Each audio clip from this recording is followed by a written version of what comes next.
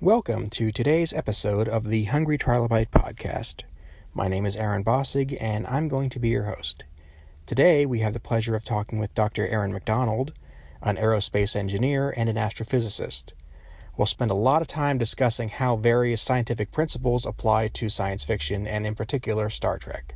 I do have to admit I went into this episode with a little bit of trepidation, because, to be very honest, these are concepts that I understand on, at best, a kindergarten level, but that ended up not slowing us down at all, and we had a great back and forth with all sorts of weird twists and turns. So let's get right to it. On mic today, we have Dr. Erin Macdonald. How are you? Hi, I'm doing well. Thank you. How are you doing? I am doing fantastic. So excited to talk to you here. So I'm going to explain for the people who don't know about you but really should. You are an astrophysicist, an aerospace engineer, and the host of a YouTube series called Dr. Erin Explains the Universe. That is correct. Last one is the only one I'm really understanding, so I'm gonna. No worries. You're one of those people that people like to listen to you talking when they have no idea what you're saying, because you're talking about literally what makes the universe. Yes, yeah. And what's amazing is you do get very excited about that. You communicate a passion for the knowledge itself, and you like seeking it just for the knowledge. And that's you've got a great state for this too. Thank you. I really appreciate that. Yeah, I'm definitely passionate about teaching science to the public. I love, obviously, a big sci-fi fan, and so I love being able to use science fiction to teach really complex ideas to the public. And yeah, it's a blast for me. Okay. So you spend time thinking about the makeup of the universe, and then you go to work and you actually build stuff that flies into the air, and then you decide to take a step to the right and you go on Star Trek Discovery, showing them how this stuff works on the back end. It basically becoming almost in the entertainment industry. So you do that because you just like using science fiction? Well, yeah, I mean, when I work with writers in general, it's usually, it's a perfect job for me, basically. Anytime I get to do science fiction consulting is just an absolute blast. So I'm not officially a consultant with Star Trek Discovery, but I talk about the science of Star Trek all the time. I was on the cruise last year. I'm going to be on the cruise next year. I was in Star Trek Las Vegas. I've written some articles because I think Star Trek has always played such a big role in inspiring scientists that people say, can watch it and just say, like, I want to live in space. That's cool technology. And then it kind of puts a bug in their head that maybe they can do that and maybe they can get us from point A to point B. Having video chat like we're doing now and communicators and everything is technology that was science fiction back in the 60s. And so what I love is when I get to consult on science fiction, I really take like a yes and approach, because I'm not a writer. I'm not great at world building or coming up with characters. It's just not who I am naturally. But I love being able to just say, like, okay, if that's what you want to do, let's try to make the science as accurate as possible.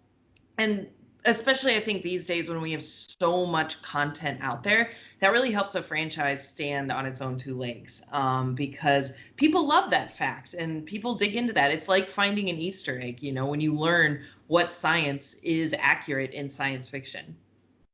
And I like how you hit on that there. One of the things I really enjoyed about listening to your talks was that you have a great appreciation for how the science can work and what it does, and you will occasionally just point out places where it doesn't quite work like that in the real world.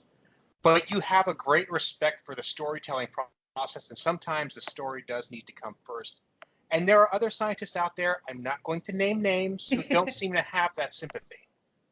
Correct. And I know many of them, and I work alongside a lot of scientists who, when they find out what I do, they outright are just like, man, I can't watch that. My dad's a scientist and he hates science fiction because it does break the laws. But I think when you do find that heart, and ultimately it's the storytelling that draws people in, and sometimes the story has to go first. I think one of my favorite examples is in The Martian, that the air pressure on Mars is not high enough at all. It's 0.6 what it is here, 0.6% what it is here on Earth. And that means if you have wind, it's not actually going to push anything. You're never going to feel that wind. And so it's never going to knock over a satellite that impales an astronaut. And but then we don't have a story, you know? Right. So it is a trade. And I do love working with writers to just, I mean, sometimes you do get a challenge where it's just like, okay, this is hard. There's no science in here to justify what you're trying to do. So let's just make it as vague as possible. Maybe we can get away with it. And if you have to just have literal magic, that's when Q comes in. Right, exactly. Just, pulling a Q or an orb or prophets or whatever, you can make that happen. So what is your favorite Trek, if you have one? Oh, yes, I do. So my favorite series is Deep Space Nine. My partner is rewatching it, and he hasn't really ever sat down and watched it from beginning to end. He kind of watched it as it was on TV. And so I love being able to watch it with someone who's kind of watching it for the first time, like knows the stories and obviously sees enough of my talks. He's picked up a lot of that stuff. But man, it's a good show. It is a good series. And we're just started season 4, and The Way of the Warrior is like top, probably my top 10 like all-time Star Trek episodes. But my favorite captain, is Janeway. I just, as a scientist, turned leader, I have a special connection with her. And see, what's great about Janeway, and the Voyager premise is probably the cleverest premise of any of the series. Agreed. Just because of the flip-flop of it all. Is that the ship that was trapped on the other end of the galaxy is the ship that was least equipped to be there. Exactly. Yeah, with the crew that was not expecting to be out there that long. The Intrepid class ship is literally the minivan of the Star. It's tiny. It's meant to go place to place, and they had no science crew. The only balance they had was the captain, who wasn't even a scientist anymore, just had a science background, right, and was like their sole source until they had 7 on board. Exactly. And it's so funny for people who may not have seen the size comparisons. Voyager is tiny. It's mind-blowingly small. But yeah, and then they go through but I love that Janeway gets the opportunity where you can see when she gets excited. Like, they did write her so well that she is a scientist at heart, where there's an opportunity to learn something and contribute. And when I get into, sometimes heated discussions about favorite captains, a lot of the argument against Janeway is like she got diverted so much from going home. But I think she saw it as a responsibility being in this Delta Quadrant where Starfleet had never been before, to document it and to learn things and to actually bring information back home. And, and to the extent that they built the astrometrics lab, which is my, dream home on a starship. But yeah, so good. Very clever. And I'm also a DS9 fan too. That's my favorite, but I have to give respect to Voyager just for coming up with that major premise. It is. It's brilliant. But watching Deep Space Nine and really affirming that it is my favorite series, I think so much of it is the amount of behind the scenes downtime you feel when you see them sitting at Quarks and having meals and having conversation. There's so much more of that than there is in the other series. Bashir and O'Brien just playing bar games with each other. And yeah, we had 10 forward and we had mess halls and areas where there was unwinding, but there wasn't nearly that depth of relationships and character building that they did there. And DS9 was really the only show where you saw people who weren't tasking their life with exploring the universe. You saw people who just wanted to earn a buck or just wanted to, go to school. You saw so many average people on that station, and that gave the depth to the universe that you still haven't seen since, really.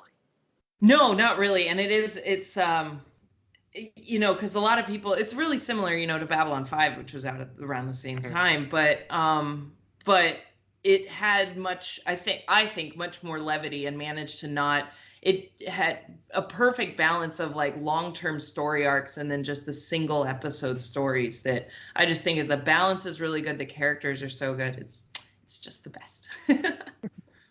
So I'm glad you brought up the 90s era of Trek, because there's a book I wanted to ask you about, and you might already know what it is.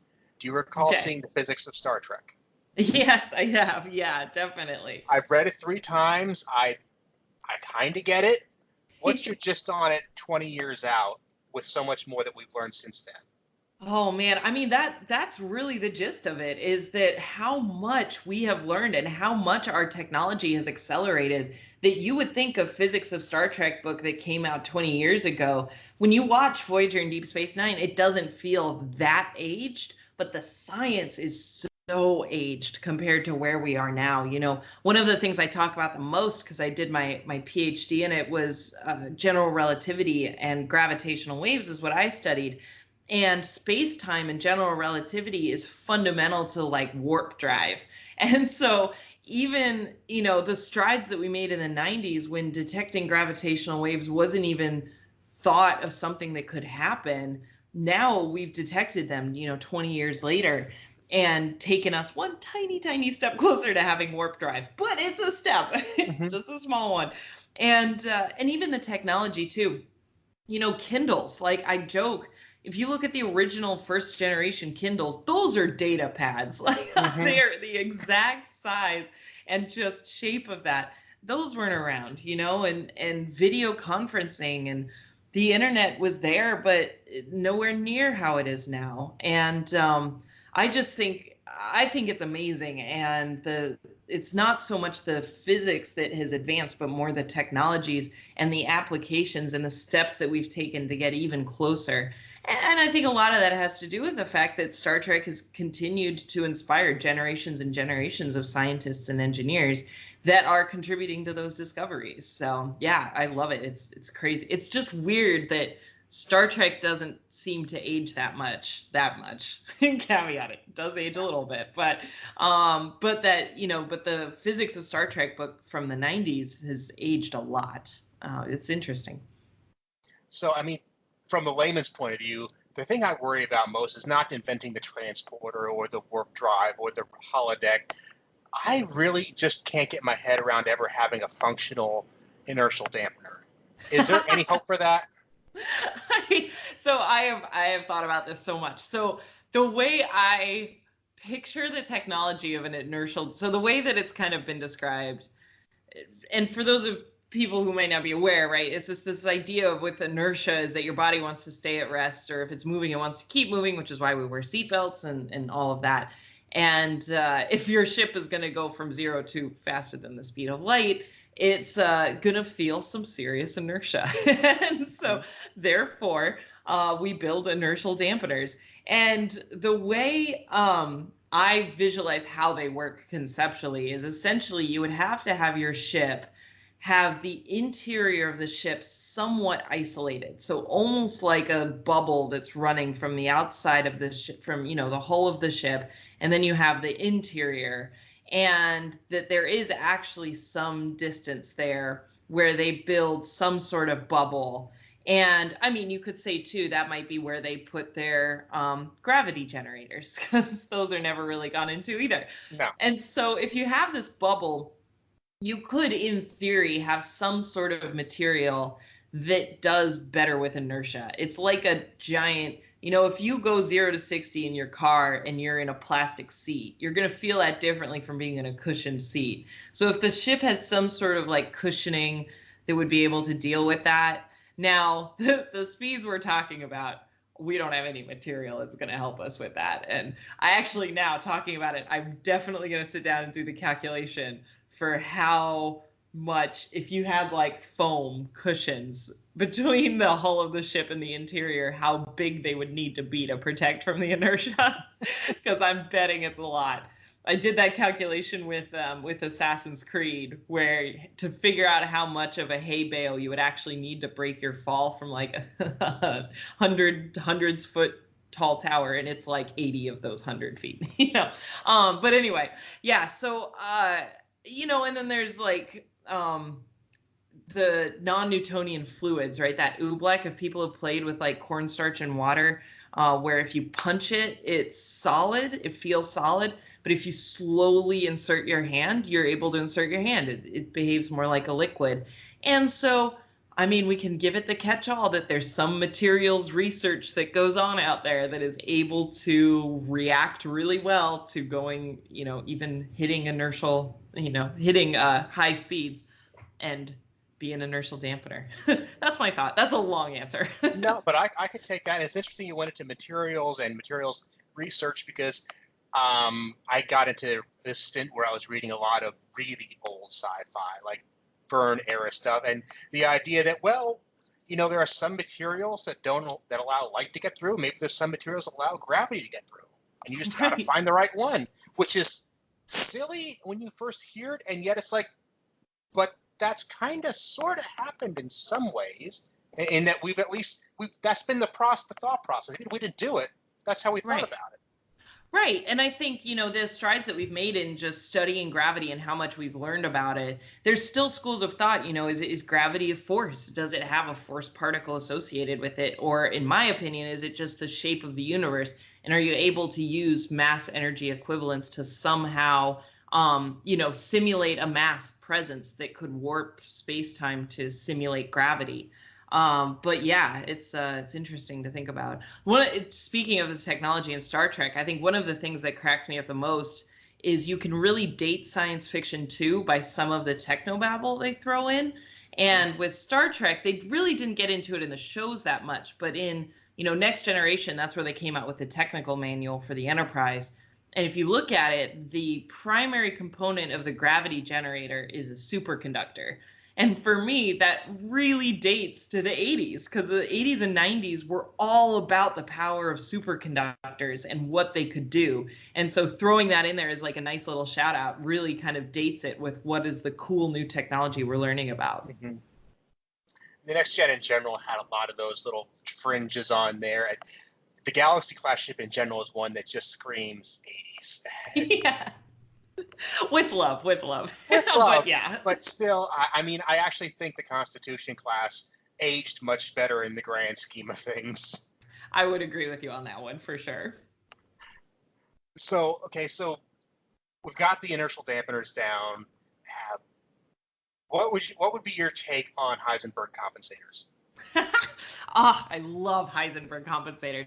They are my favorite thing, honestly. Even though I want to be a warp drive expert and I want to invent warp drive, Heisenberg compensators is the perfect example for what I do, because the reason we can't have transporters is because of the Heisenberg uncertainty principle. You can never know exactly where a particle is. The more you know about where it is, there is a limit to it, and the more you know about it, the less you know about its momentum. So, and even then, you're never going to be perfectly knowing exactly where a particle is.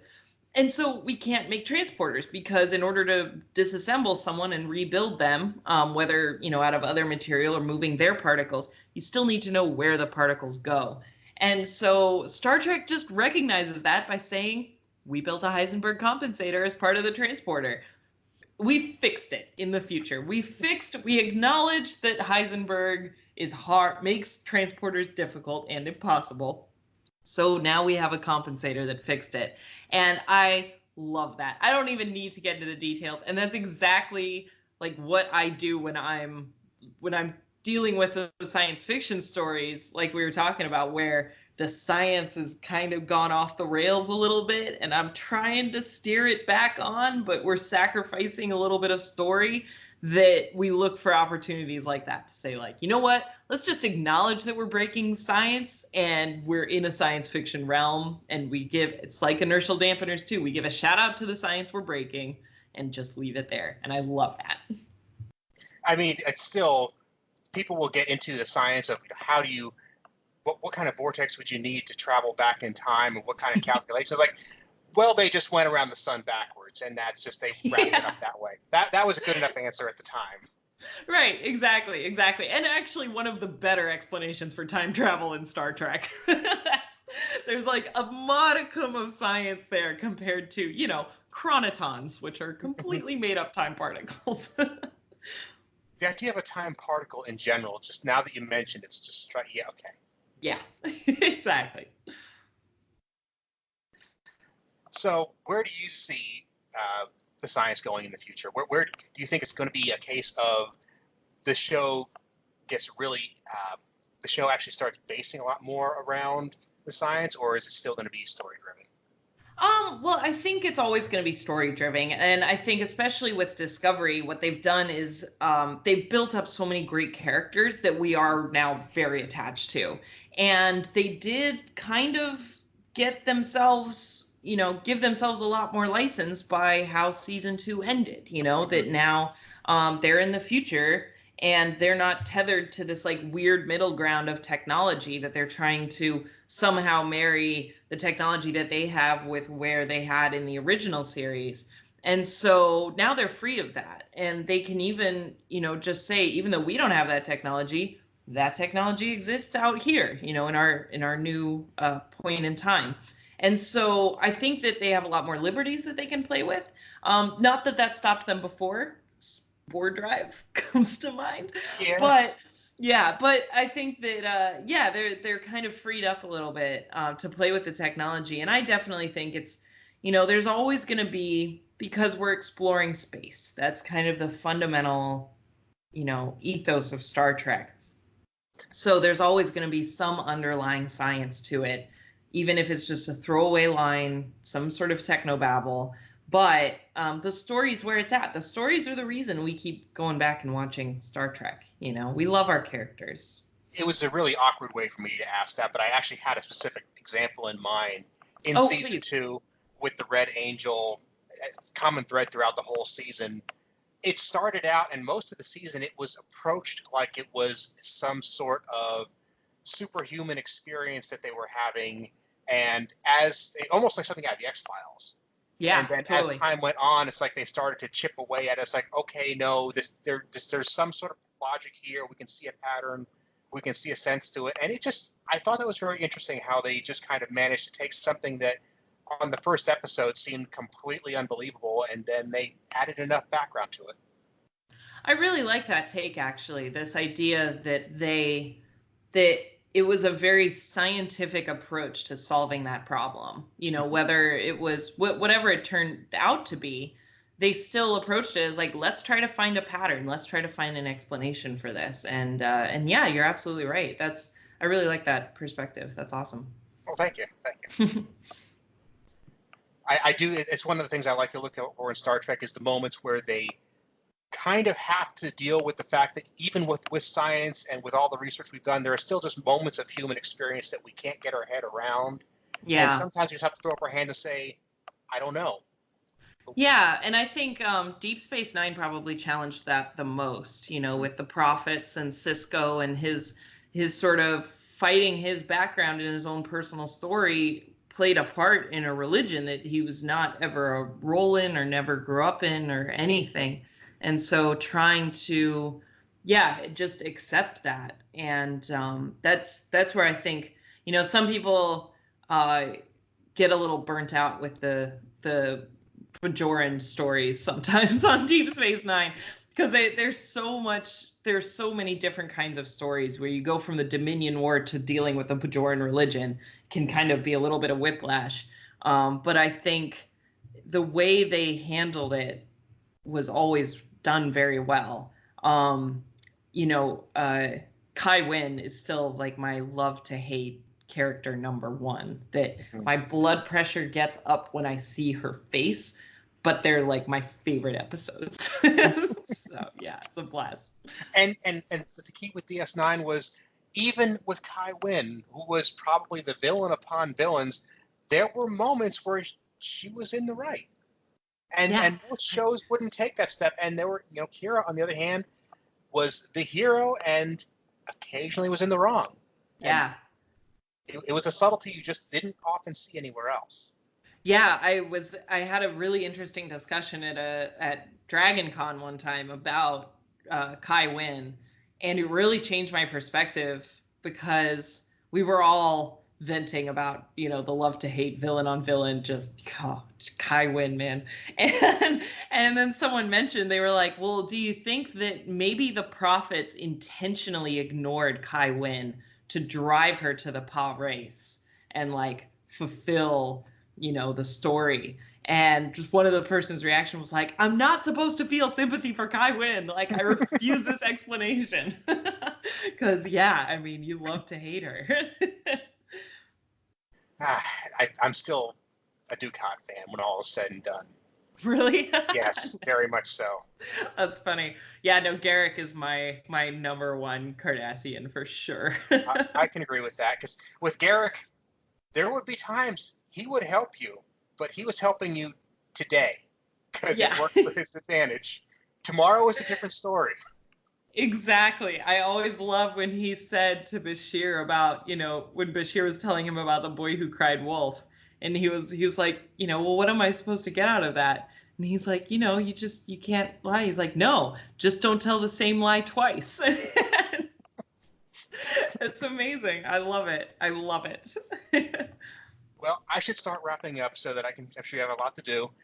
But where can somebody find you if they want to catch you online? Yes, please. So I'm most easily found on Twitter. It's at Dr. Erin Mac, Dr. Erin Mac. That's where I post it's either space or science fiction is what you'll find there. And that's also where I post some of my appearances. You can also find my website is www.erinpmacdonald.com. That's Macdonald with an A. And that's where I'll post, like this podcast and links to all the other sort of videos and interviews and articles and everything that I've done from there. And yeah, if you want me to come to your local Comic-Con or, science fiction convention and talk about the science behind science fiction, let your organizers know, because I love doing this stuff. I can think of a few in the area. I could drop your name and see what happens. Please do. Yes. I love it. Well, thank you so much for being here. It's been a pleasure to talk to you, and I would love to have you back anytime. Well, thank you so much. I really appreciate it. Have a good one. Live long and prosper. Live long and prosper.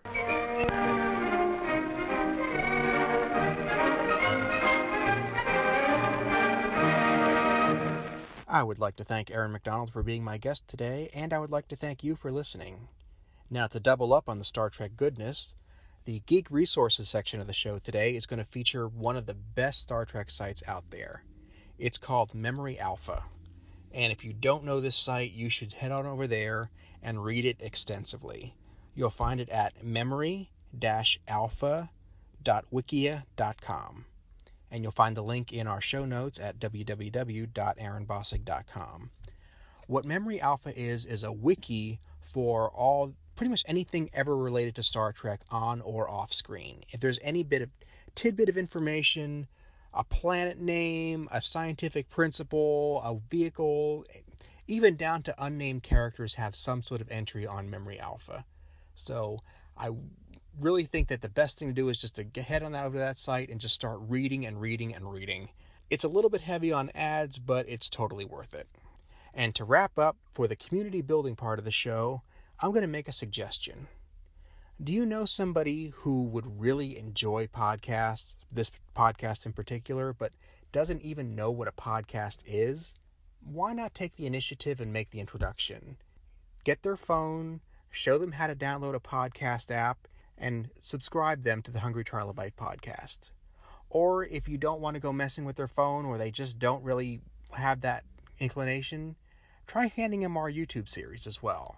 A lot of times I've found that the YouTube links are much more palatable to people who just don't really want to get into the whole podcast culture, but would really enjoy podcasts nonetheless. As always, you can check out everything you need at our website, www.erinbossig.com.